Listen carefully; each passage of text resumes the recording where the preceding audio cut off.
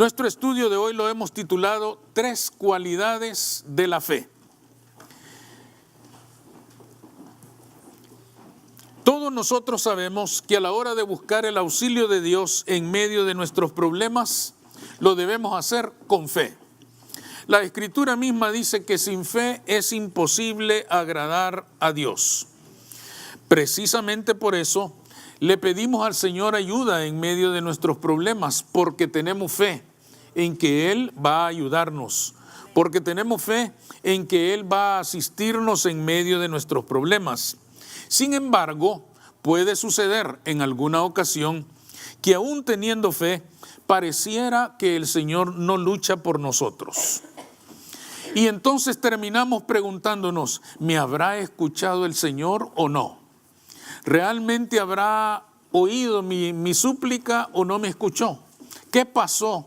¿Por qué no lo vi yo en acción? ¿Por qué no percibí una respuesta más precisa de parte del Señor? He orado con fe. ¿Qué habrá acontecido entonces? Esta y muchas otras preguntas invaden nuestra mente cuando esto pasa. Pero en el Evangelio de San Lucas hay un pasaje que nos ayuda a entender qué podría estar pasando cuando oramos y no sucede nada. ¿Qué habrá sucedido? ¿Por qué razón a veces oramos y no tenemos la respuesta que anhelamos? En el Evangelio se registra la experiencia de un militar romano que seguramente nos puede ayudar a reconocer tres cualidades importantes que debe tener nuestra fe. Ya hemos establecido que todos tenemos fe, pero nuestra fe debería de reunir ciertas cualidades para que sea efectiva, para que sea una fe que provoca que la mano de Dios se mueva a nuestro favor. En este pasaje que vamos a leer, se destacan al menos tres características que debería tener nuestra fe cuando oramos. ¿Cuáles son esas características? Vamos a leer en el capítulo 7 del Evangelio según San Lucas, desde el verso 1 hasta el verso 10. Amén. Dice así, hermanos, en esa escritura: después que hubo terminado todas sus palabras al pueblo que le oía, entró en Capernaum. Y el siervo de un centurión, a quien éste quería mucho, estaba enfermo y a punto de morir. Cuando el centurión oyó hablar de Jesús, le envió unos ancianos de los judíos, rogándole que viniese y sanase a su siervo. Y ellos vinieron a Jesús y le rogaron con solicitud, diciéndole: es digno que le concedas esto, porque ama a nuestra nación y nos edificó una sinagoga. Y Jesús fue con ellos. Pero cuando ya no estaban lejos de la casa, el centurión envió a él unos amigos, diciéndole: Señor, no te molestes, pues no soy digno de que entre bajo mi techo, por lo que ni aún me tuve por digno de venir a ti. Pero di la palabra, y mi siervo será sano. Porque también yo soy hombre puesto bajo autoridad, y tengo soldados bajo mis órdenes. Y digo a este: ve y va, y al otro: ven y viene, y a mi siervo: haz esto, y lo hace. Al oír esto, Jesús se maravilló de él, y volviéndose, dijo a la gente que lo seguía: os digo que ni aún en Israel he hallado tanta fe. Y al regresar a casa, los que habían sido enviados hallaron sano al siervo que había estado enfermo. ¿Qué características tiene la fe de este hombre? Y que nos indica que son características que también debería de tener nuestra fe. En primer lugar, sale a buscar al Señor. Aquel centurión no se quedó en su casa a esperar a ver si el Señor viene. No se quedó en su casa a ver si pasa por aquí y entonces tendré la oportunidad de pedirle que sane a mi siervo. Tampoco se quedó en su casa pensando: bueno, el Señor sabe de lo que tenemos necesidad. Así que como Él lo sabe todo, ya sabe que mi siervo está enfermo y si lo quiere sanar, pues va a venir. Si no viene es porque no es su voluntad. Si viene es porque es su voluntad. Se parece a nosotros si pensar así, porque nosotros también decimos, a lo mejor el Señor no quiere. Quizás a lo mejor no nos ha oído, porque no hemos salido a buscarlo. Este hombre envió a buscarle, y ya vamos a aclarar esto. Aquel militar romano conocía de Dios mucho más que muchos judíos, pues sabía obviamente que el Señor tiene una buena voluntad para con todo el que sufre. Es tan importante mirar y observar en este hombre que aunque él era romano, sabía bien, conocía de Jesús tan bien, que decía, este hombre hace misericordia con todo el que la necesita. En pocas palabras, él se estaba anticipando a una doctrina que está muy claramente establecida por San Pablo en Romanos. Dios no hace acepción de personas. Él lo sabía y dice, Jesús me puede responder, aunque yo soy romano, porque Él es misericordioso para con todo el que sufre. Por eso se animó a enviarle a buscar. La pregunta es, ¿salimos nosotros a buscar al Señor? Cuando tenemos una necesidad, ¿salimos a buscar al Señor en medio de nuestros problemas? ¿O mandamos a alguien que lo busque por nosotros? ¿O enviamos a alguien que lo haga por nosotros? Tenemos una necesidad y ponemos a orar al pastor, ponemos a orar a los líderes en la iglesia, ponemos a orar a todos los hermanos que conocemos. De repente sabemos de algún hermano o hermana que es de oración y es el primero que buscamos. Hermano, ore por mí. El problema no es ese, eso está bien. Pero el problema comienza cuando los ponemos a orar a ellos mientras nosotros vemos televisión. Entonces sí es un problema. Y estamos mirando la novela y decimos, gracias Señor porque tienes siervos que interceden por su pueblo. Somos nosotros los que tenemos necesidad. Mientras ellos oran, nosotros nos divertimos. Nadie puede presentar nuestra causa delante de Dios. La causa es nuestra, nuestra necesidad es nuestra situación es nuestra y nosotros debemos venir a buscarle a Él para plantearle nuestra necesidad. Ciertamente que podemos buscar la ayuda de los hermanos, sí. Podemos buscar el apoyo de nuestros hermanos, sí. Podemos buscar el apoyo de los líderes de la iglesia, sí. Pero ante todo somos nosotros quienes debemos salir a buscar al Señor porque Él es el que tiene la respuesta. Amén. No debemos delegar en nadie nuestra responsabilidad de buscar al Señor por nuestra propia cuenta.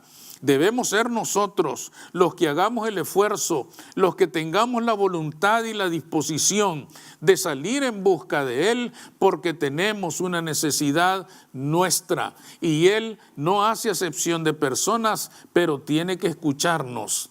Tiene que escuchar nuestro clamor. Vengamos a Él, busquémosle a Él, porque Él anda buscándonos, pero tenemos que encontrarnos el uno con el otro y entonces sucederá lo que nosotros estamos anhelando. Amén. En segundo lugar, busca al Señor con humildad. En este pasaje, a raíz de lo que ya dejamos establecido, que hay que salir a buscar al Señor, se nos podría presentar una contradicción. Porque ustedes podrían decir, hermano, usted está diciendo que hay que salir a buscar al Señor. Pero el centurión no lo salió a buscar, envió a buscarlo. Entonces podríamos entender el pasaje al contrario y decir, hermano, entonces está bien poner a orar a las hermanas y nosotros nos quedamos en casa. Porque eso hizo el centurión. El centurión no fue él personalmente, envió a alguien. Pero fijémonos en algo. Él no salió a buscarle, envió a otros, pero por una razón específica. Él sabía bien que aquel tiempo era un tiempo que Jesús estaba predicando a las ovejas de Israel. ¿Se acuerdan de aquella mujer enferma que llegó al Señor y era gentil? Y el Señor le dijo, yo he sido enviado a las ovejas de Israel. Es decir, en aquel momento del plan de redención para la raza humana, Dios estaba tratando con el pueblo de Israel. Después vendría el tiempo de los gentiles. Entonces, este hombre envió a alguien porque sabía que él era romano. sabía que él era gentil, sabía que él no era judío y por lo tanto no se sentía digno de venir al Señor porque el Señor había venido para las ovejas de Israel. Por esta razón no vino personalmente. Esa es la única razón por la cual él no fue personalmente a buscar a Jesús. Por eso envió a sus siervos que seguramente eran judíos. Y como hermanos judíos sí podían venir al Señor a interceder por el centurión. Pero él tenía toda la voluntad de buscar al Señor. Él expresó su voluntad de buscar al Señor enviando a sus siervos. Los envió en su nombre. Los envió a decirle: yo, por favor, te pido que sanes a mi siervo. Usó a ellos como un recurso porque siendo él gentil, no tenía acceso directo a la gracia de Dios en Cristo Jesús. Esto es admirable en él porque un militar, por su propia vocación, es un hombre de carácter fuerte, de carácter firme. Y este acto de humildad revela en este hombre una especial sensibilidad y respeto, una especial veneración y un sentido de consideración hacia Jesús, de respeto hacia Jesús, diciendo: tú has dicho que vienes a los judíos y yo soy gentil, por eso envío a mis siervos, porque no me siento digno de estar delante de ti. ¿Cómo nos acercamos nosotros a Dios? ¿Nos acercamos con la humildad del centurión o nos acercamos presentándonos con todos nuestros títulos y virtudes delante de Él, sin darnos cuenta que ganar la atención de Cristo para nosotros es un favor que no merecemos? Es decir, a veces no entendemos que cuando oramos al Señor le estamos pidiendo un favor que no merecemos. El centurión entendía bien esto. Él no merecía la atención del Señor. Por eso no fue personalmente. Nosotros debemos sentir algo parecido. No en el sentido, aclaremos esto, de considerarnos indignos de la atención del Señor, porque somos sus hijos, porque Él nos ha dignificado al limpiar nuestros pecados con su sangre derramada en la cruz del Calvario. Pero sí debemos acercarnos con humildad en el sentido de que los favores que le pedimos a Jesús no los merecemos. No tenemos cualidades ni virtudes que merezcan la atención del Señor sobre nosotros. Esto es lo que el centurión nos está demostrando. Fíjense que este principio ya estaba establecido desde el Antiguo Testamento. El salmista en el Salmo 8, verso 4 dice: ¿qué es el hombre para que tengas memoria de él? ¿Y el hijo del hombre para que lo visites?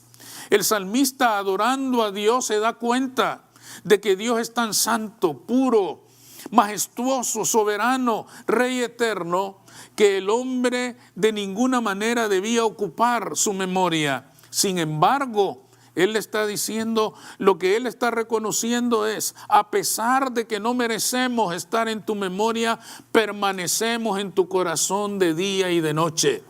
Es decir, Él está reconociendo que goza de un privilegio que no merece. El centurión entendía esto perfectamente. Con razón el Señor, ustedes se fijaron, le dice: ni en Israel he visto fe como esta.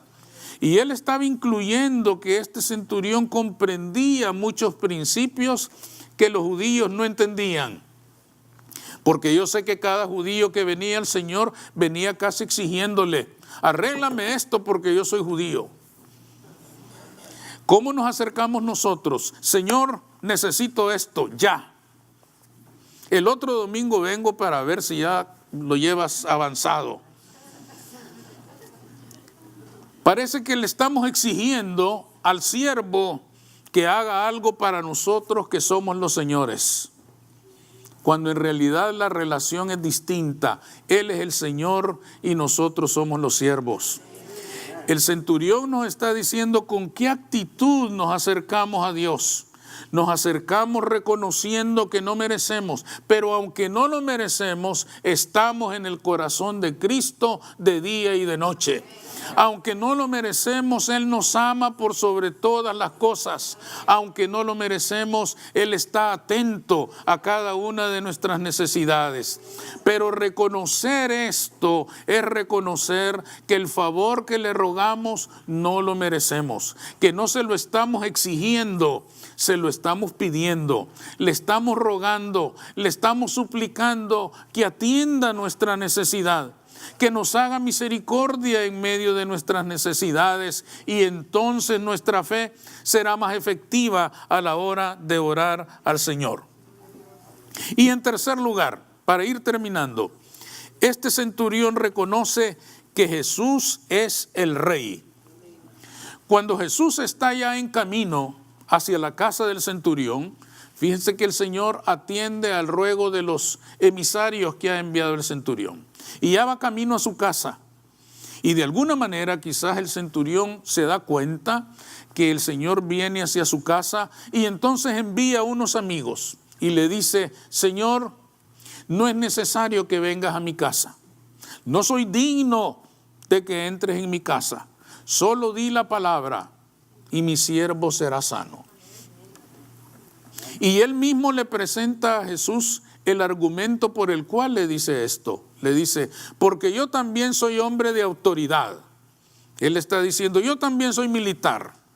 Y yo mando a un soldado y él va. Y yo le digo a un soldado: venga para acá, y él viene. Yo le digo a mi siervo: haz esto, y él lo hace. De manera que yo sé lo que es tener autoridad. ¿Saben qué le estaba diciendo el centurión? Le estaba diciendo: Señor, yo conozco la autoridad militar, pero tú tienes autoridad eterna. Y solo le dices a la enfermedad: te vas, y ella se va. Porque tú eres el Señor, amén. Porque tú eres Dios, porque tú eres el Mesías, porque tú eres el Rey de Reyes y Señor de Señores. Todo eso lo estaba reconociendo el centurión. Con razón Jesús le dice: ni en Israel he visto una fe como esta. Porque los israelitas creen que yo soy su siervo, pero tú has entendido que yo soy el Señor. Y esto movió la mano de Jesús. Y les dice: no se preocupen, ya está sano. Es decir, accedió a la súplica del centurión porque se la había planteado en los términos correctos. Si clamamos al Señor, creamos que Él es el Señor. Creamos que Él puede resolver nuestro problema. No dejemos que las circunstancias nos roben la fe. Fíjense que este centurión, mientras mandó a clamar al Señor, miraba a su siervo enfermo que estaba a punto de morir. Lo leímos. Estaba agonizando. Se iba a morir en cualquier momento. Y cuando él pronuncia esta palabra, aquel siervo sigue en la misma condición, directo a la muerte. Y sin embargo dice: Señor, solo di la palabra y esto se termina. Y él va a estar sano. Con razón se asombra Jesús. Es decir, no permitió que mirar la condición de su siervo le robara su fe. No permitió que las circunstancias que se le presentaban a sus ojos le robaran la fe en un Señor todopoderoso. ¿Qué nos dice eso a nosotros? Nosotros estamos en medio de una necesidad y decimos: Señor, ayúdame. Tú eres el Señor. Aunque no miremos que las cosas ya están cambiando, yo les aseguro que Él es el Señor. Y Él está trabajando, y Él está obrando, pero debemos tener confianza en Él. Debemos decir: tú eres el Señor, tú tienes la autoridad sobre todas las cosas, tú tienes la autoridad sobre necesidades de cualquier tipo. Tú tienes la autoridad sobre cualquier circunstancia, sobre cualquier situación, pase lo que pase, mire lo que yo vea, tú sigues siendo el Rey de Reyes y Señor de Señores, y tú vas a obrar en medio de mi necesidad. Amén. Esta fe, hermanos, la admiró el Señor. Él obra, hermanos, conforme su voluntad. Y nosotros no podemos decirle cómo va a hacer las cosas, Lo único que podemos hacer es confiar en que Él hará. Reconocer su señorío, aceptar su señorío, confesar su señorío, afirmar continuamente que pase lo que pase, Él está en control. Y Él está en control de nuestra vida para bendecirnos. Concluyamos entonces, orar con fe, pero con una fe que nos haga salir a buscar al Señor. No quedarnos simplemente diciendo, el Señor sabe de qué tenemos necesidad. El Señor sabe lo que está pasando. No, salgamos a buscarle y hablemos con Él. Presentémosle nuestra súplica. Digamos lo que estamos pasando. Expresémosle a Él lo que sentimos, lo que nos duele, lo que anhelamos, lo que soñamos, lo que esperamos. Hablemos con el Señor, salgamos a buscarle. Acerquémonos a Él con humildad.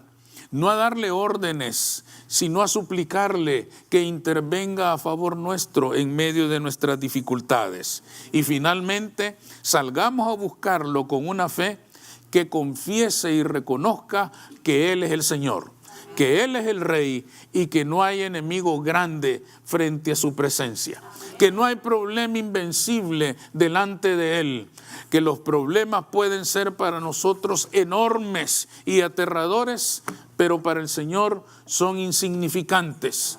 Basta que diga la palabra y todo habrá terminado, porque Él es el Señor. Amén. Vamos a orar.